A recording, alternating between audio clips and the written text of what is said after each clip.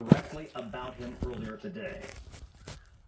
So I think we've turned the corner on the isolationist movement. I've noticed how uncomfortable the proponents of that are when you call them isolationists. So I think we've made some progress, and I think it's going to have to continue because we got big problems.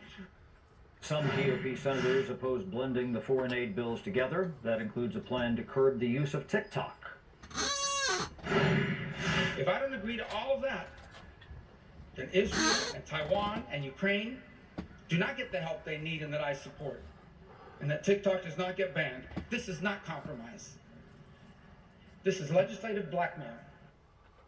Now, Rubio likened the process to extortion. Other Republicans do not like the bill because it fails to address the border, and some on the left oppose the plan because it boosts Israel. Also, Liz, just some breaking news here. Just in a couple of moments ago, we have learned that House Speaker Mike Johnson will go to Columbia University tomorrow afternoon, about 3 o'clock. He will meet with Jewish students on campus. That's interesting breaking news. Thank you so much, Chad Pribram. It's good to see you. Let's welcome to the show from House Judiciary, Congressman Jeff Van Drew.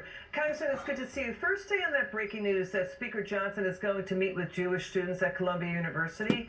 What's the thinking behind this trip? Well, I think he obviously wants to show support, wants to show that we're behind them and the struggle that they have. I think we need to do more than just throw the press conference and be there. I'm glad that he is going to be there.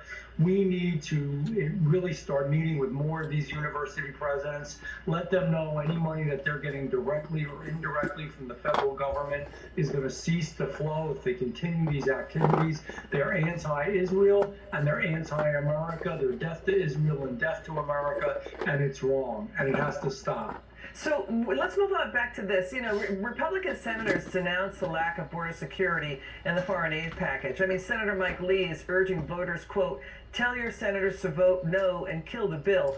Can House Republicans hold on to their majority and push back on the Biden agenda? Because Georgia Congresswoman Marjorie Taylor Greene, she still wants to vacate Speaker Johnson's seat.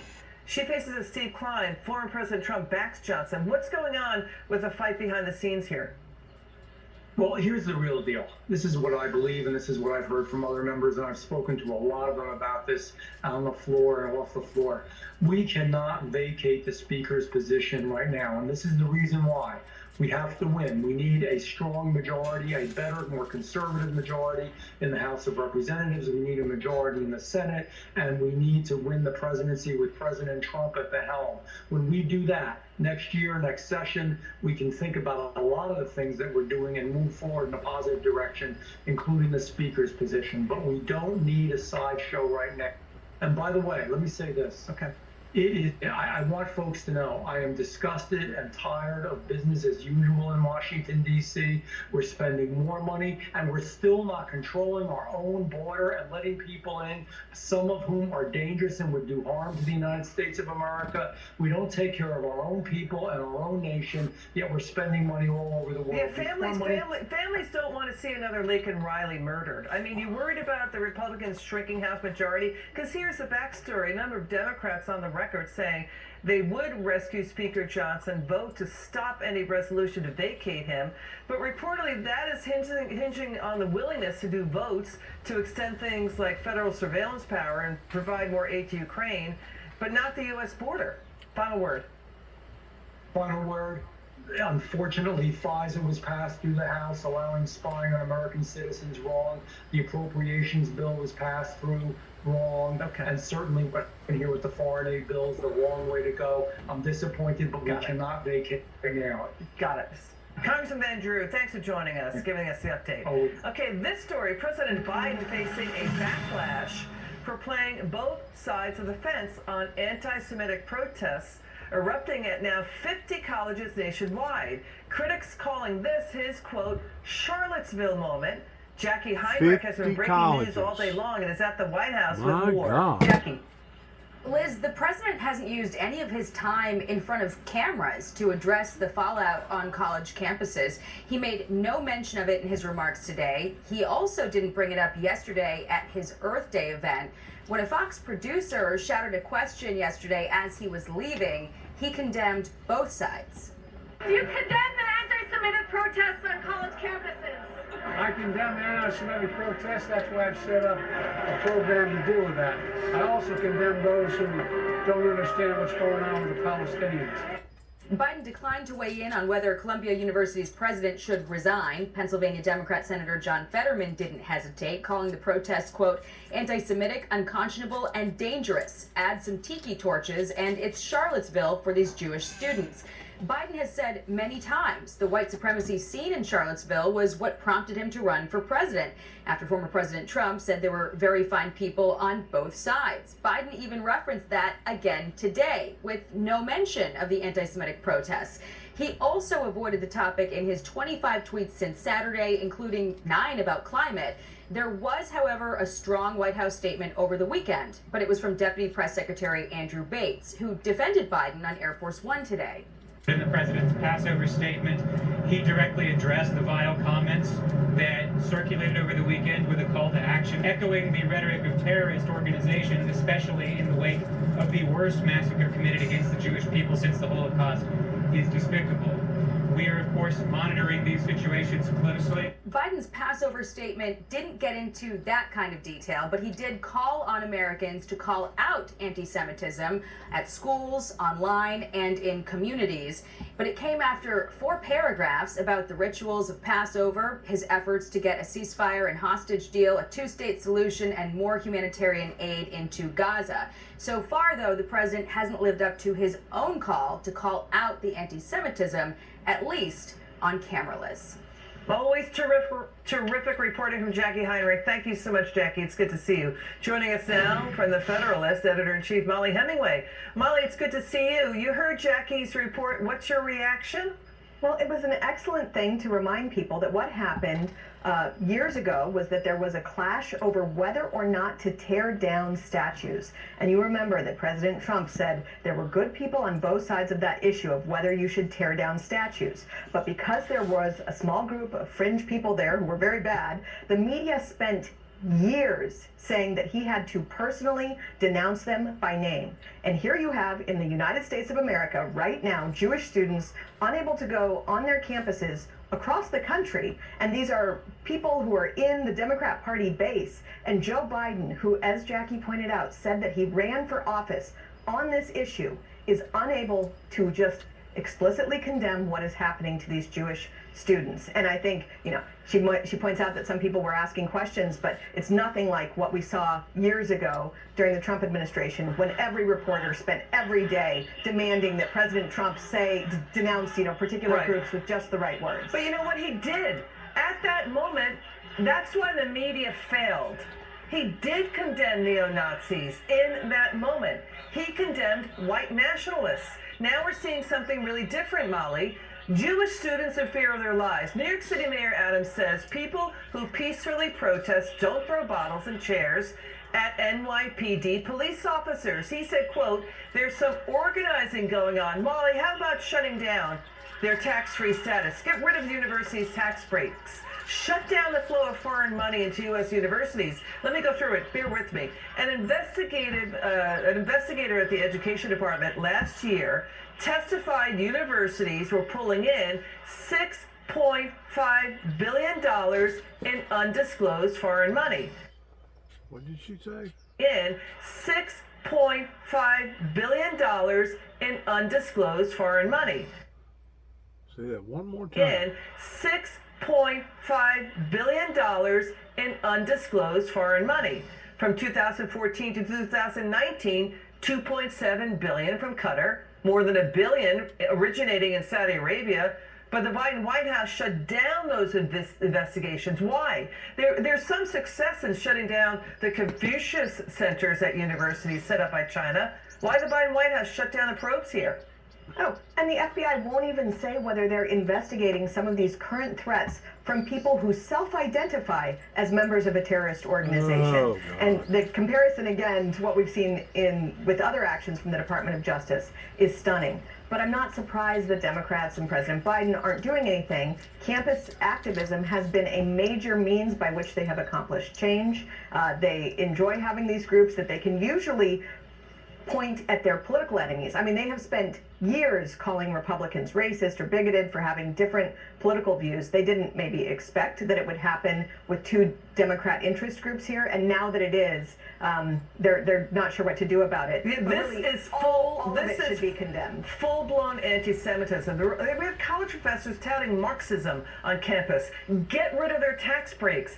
Time to shut it down. Oust them. Suspend the students. Exactly. You know, let's take a listen. Let's get your reaction to Florida Governor DeSantis. Also, what the CEO of the tech company Palantir said, and you're going to hear now from Democrat Senator John Fetterman. Watch. If I were in charge, I would send the Justice Department after those universities, because this is unacceptable to have this type of anti-Semitism where it's not just bad speech. They're really targeting Jewish students. It's a hostile environment and violates the civil rights of those students. I'm telling young people, you are breathing the vapors of a dangerous, new, fake, and self-destructive religion when you are sitting at your elite school pretending because you watched TikTok twice and got an A+ on some crazy paper because your professor couldn't get a job anywhere else, that you actually understand the world. And you're not welcome at my company. It is not appropriate or legal, or it's helpful to advance your argument if you show up in a Starbucks with a bullhorn and start yelling at people, and that doesn't make you noble, it just makes you an I was appalled that there were members of our party, Democrats, that can't even condemn Iran, and that's crazy. So, Democrats can't condemn Iran. That's what Senator John Fetterman is saying. They can't condemn full-fledged, anti-Semitism in Jewish students in fear of their lives. Final word, Molly. And what John Fetterman is saying there is so accurate, but where was that John Fetterman during the BLM riots? Those same tactics that he derides right now, he supported just a few short years ago. This is the natural result of an ideology that has been pushed throughout the Democrat Party, and it's a little bit too late to be complaining about it now. Molly Hemingway, you're terrific. Thanks for joining us tonight. Thank you. Appreciate you wearing pink. I did too. Okay, it's good to see you. Still ahead, New York Congresswoman Claudia Tenney. We're saying on the story because GOP lawmakers like the Congresswoman, they're really mad. U.S. border security got lost in the shuffle as that foreign aid bill now makes its way through the Senate. Look at Canada. Canada's Justin Trudeau says now he's got to shut down immigration. And yet there's no word on that executive order President Biden reportedly was considering to reverse the historic border collapse that happened on his watch. But first, let's check in with our buddies Dagan and David Asman in for Sean. What's coming up on the bottom line? Hi there, Elizabeth. Well, I am David Asman in for Sean Duffy. We have Pam Bondi, Gianno Caldwell are with us. They're here to talk about whether or not your tax dollars should be used to support all those radical anti-Semitic colleges around our nation. Troy Murdoch here on, is Joe Biden actually worse than Neville Chamberlain? Appeasing Iran and actually allowing Iran and its proxies to recruit terrorists on American soil. That's what it looks like. And then Peter St. Onge on home affordability. It's getting worse. The American dream dying. And will the fix out of the Biden White House actually make it worse? Yes. Top of the hour. See you. To me, Harlem is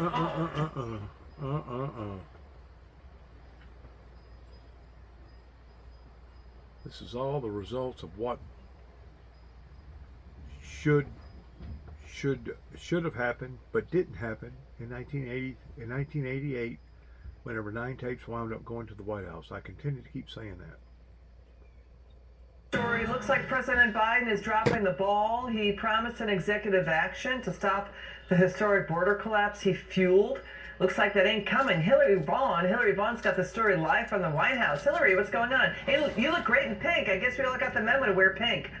Thank you, Liz. Right back at you. Well, Sure. The president originally requested $14 billion as part of this national security supplemental that the Senate is moving forward on for the border, but Republicans rejected it because they said throwing money at the border is not going to fix it. They wanted policy changes. Ultimately, Republicans and Democrats in Congress couldn't come together to agree on a package that would get enough votes to pass. So nothing on the border today as the Senate moves forward on this package to help other countries like Israel, Ukraine, Taiwan to protect protect their borders. Some Republicans are annoyed that their party didn't stick together to demand a border bill first. Others say it's time to move on.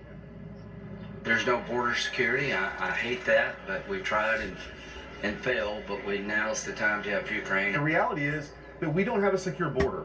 And people here in Washington are way more concerned about the sovereignty of Ukraine's border than they are our own.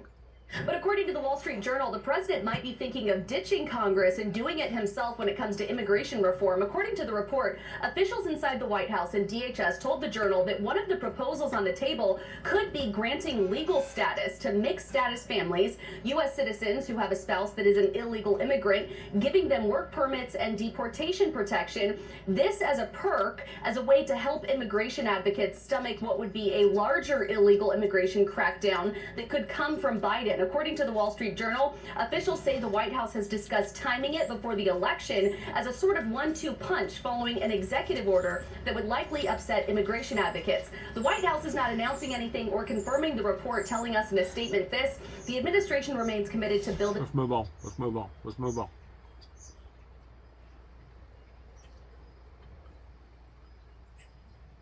Let's go back to the colleges.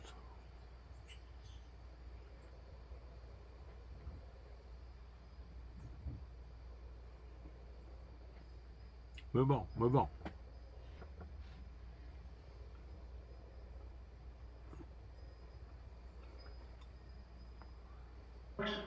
In a sense, I don't know why we're surprised by Trump.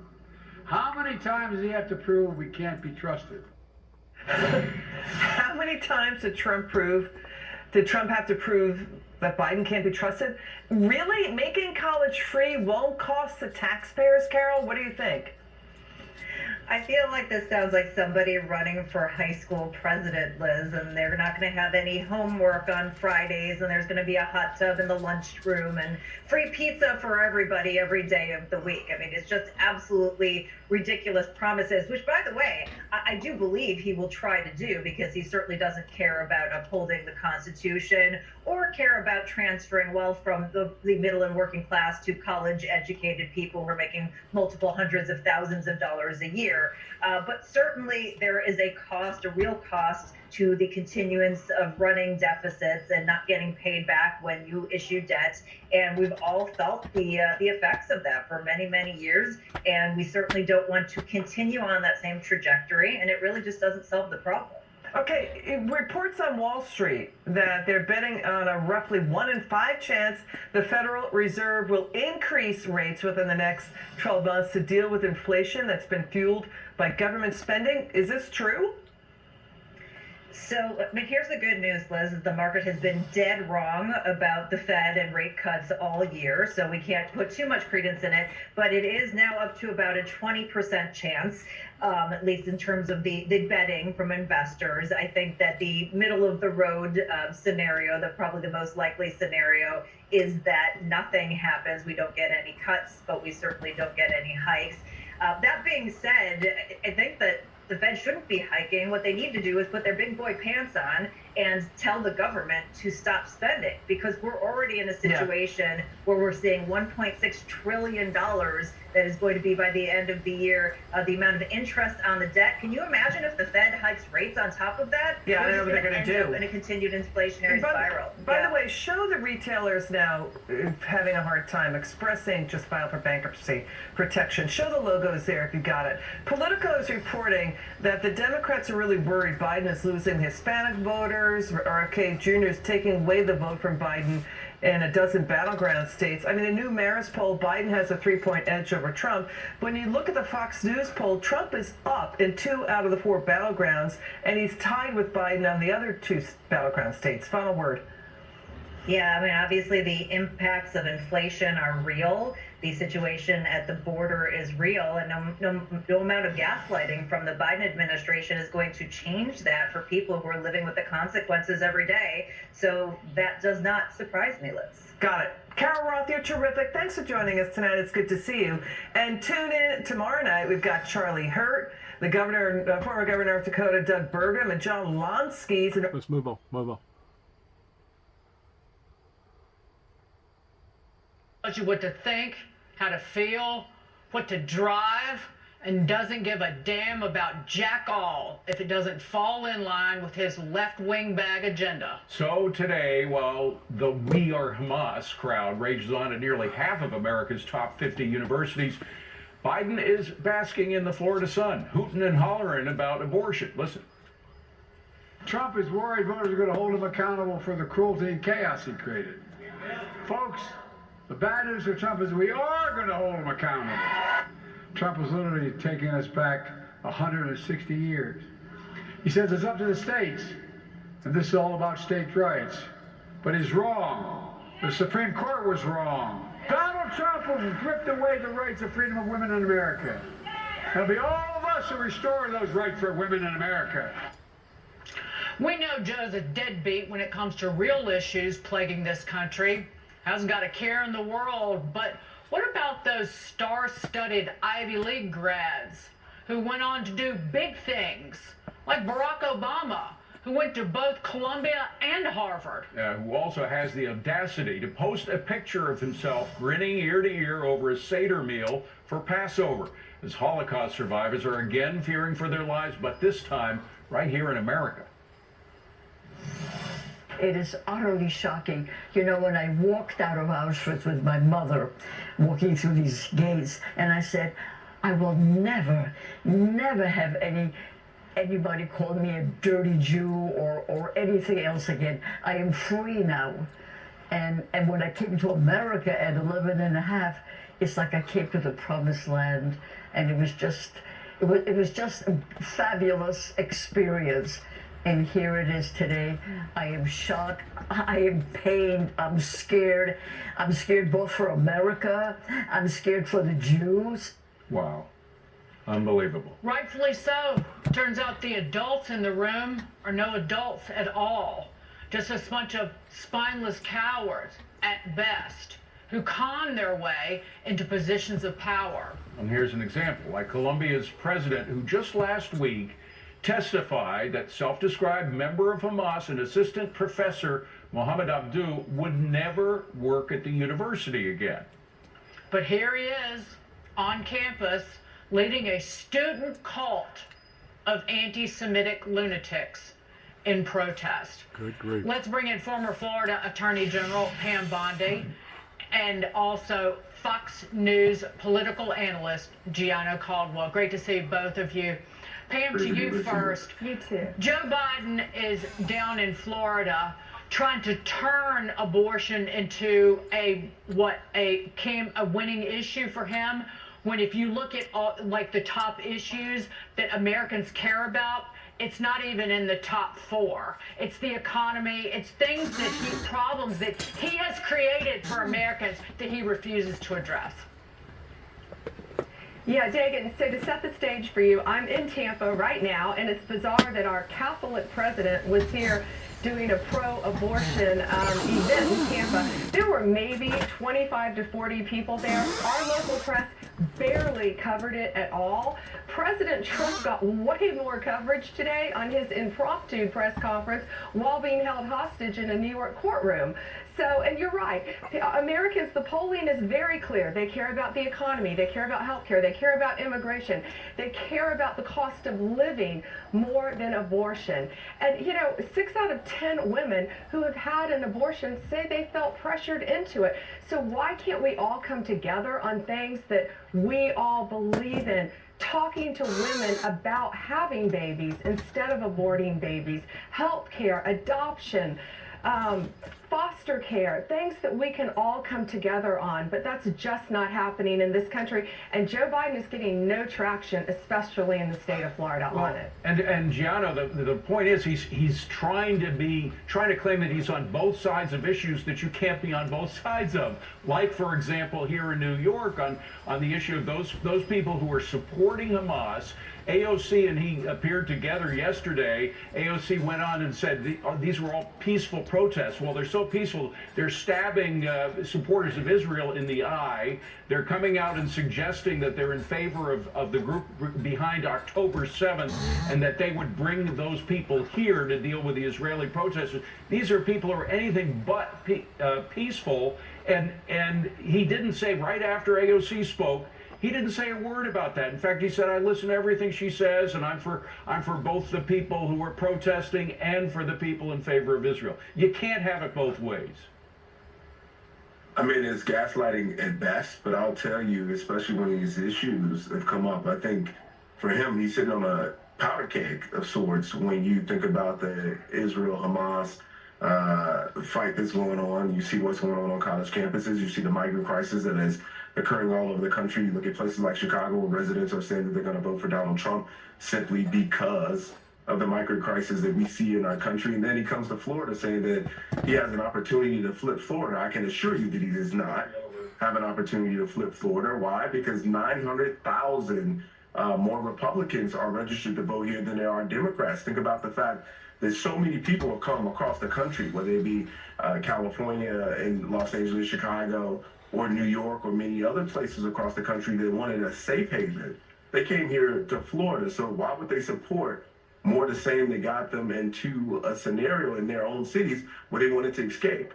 It's not going to happen here in Florida, and that's one of the reasons why I moved here from Los Angeles, actually, because I appreciated the freedom and the policies that were being implemented to protect the citizens of Florida. Joe Biden is losing it right now. Pam, before we go, I just want to raise the issue that the Democrats like to frame Republicans as being extreme on abortion. The Republicans need to flip the script and stop using the word ban, use the word limit, but also push back on the fact that there are at least 25 states and DC where a woman can go and kill a baby when the pregnancy is at viability.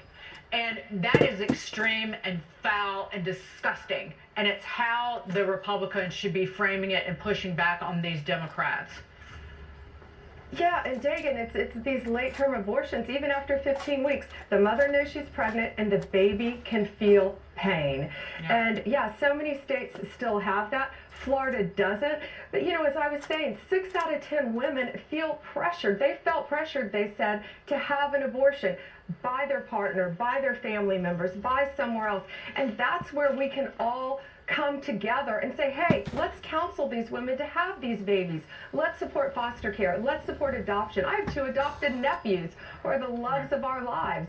You know, that's what we need to all come together on this country instead of trying to make it so polarizing. You are absolutely right. Pam Bondi. If I may quickly jump in, I'll say Nikki Haley's point on compassion for women that are going through these situations, being able to really talk about this, whether it be pre or post, to really be able to bring this issue home for many suburban women, I think is very important. Is a position that many Republicans should adapt. I thought she had a really crystal clear, great message on that.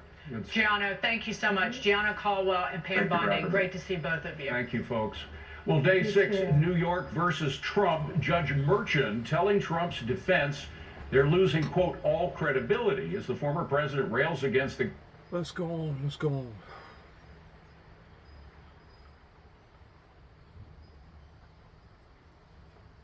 Listen. If you look at the tents, where do they all get them from? The same place, the same person? Somebody's behind this, and we're going to find out who it is. Plus, the police aren't the only ones investigating. A senior vice president of the Defense of Democracy said this earlier today. We started looking into who was behind this group known as Students for Justice in Palestine, and what we found was that there was an organization, an umbrella organization known as AMP, American Muslims for Palestine, an obfuscated money trail, to put it mildly, but we can see that there are organizers behind all of this, and then a broader network of organizations that are supporting it as well. Dory, I'm going to bring it back to Biden. You wrote a piece that the title was "This Begins to Look Like 1938." Neville Chamberlain looks like Winston Churchill. Oh yeah, compared to Joe Biden. Absolutely. Where it began with the appeasement of Iran and funneling money through the appeasement to Iran for funding terrorist activities, and then this is recruitment in essence, whether it's just in word or future deed. And that's what's going on, is the destruction of America. Absolutely. And look, Biden's whole idea was, well, if we're nice to the Iranians, they'll be nice to us. And he consequently unfroze or just handed out to them through relief of loosening sanctions about $80 billion. And it's probably gone up since that time. And if it turned out the Iranians were nice, they decided, okay, let's be peaceful, then great. But guess what? It didn't work out that way. We got rockets being thrown at Israel, rockets thrown at our soldiers just, I believe, last night. And then probably some involvement, coordination, what we're seeing on America's campuses today. So yeah, Neville Chamberlain only, much, much weaker. By the way, Columbia gets over $1 billion in grants and contracts from the government. I would imagine if Donald Trump was president, he might actually pull some of that, find a way of pulling some of that back. I think he could, yeah. I mean, I think there has to be a huge, in this case, a lot of others, defunding of the left. This is something that the GOP House ought to be doing, but they're not. And by the way, surprise, surprise, George Soros has $650,000 mixed in with all of these groups. At that's where those tents came from. There you go. So George Soros is just guessing. I don't have any just about every bad thing going on in America today. Every taxpayer also subsidizes their educations because the U.S. government makes all the student loans with no underwriting. Yeah, that's a subsidy as well. Thank you so much, Great Troy. to see you. Great to see you, Troy Murdoch. Coming up, why one TikTok star who makes a living off the app says it's time for a forced sale. Watch. The algorithm seems to have taken a bit of an ominous turn. You're really seeing Gen Z become Gen T, Gen terrorism.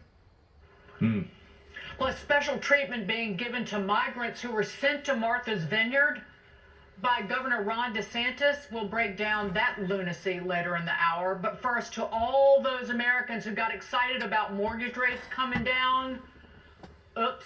They're going in the wrong direction. All the details next.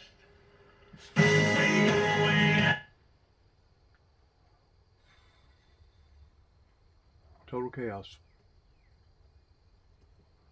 Total chaos, and basically the ones to blame are the 1%ers or the 1 to 3%. It's not going to be testifying in this case, but his hand's just as dirty too. And by the way, those that took this lightly. Viral. It's a reflection regarding of bad bosses. Biblical Bible prophecy that has put us where we are right here today. Good luck to all of us. That's all I can say. And shalom. God bless America and God bless our troops. Heaven help us all. Heaven help us all.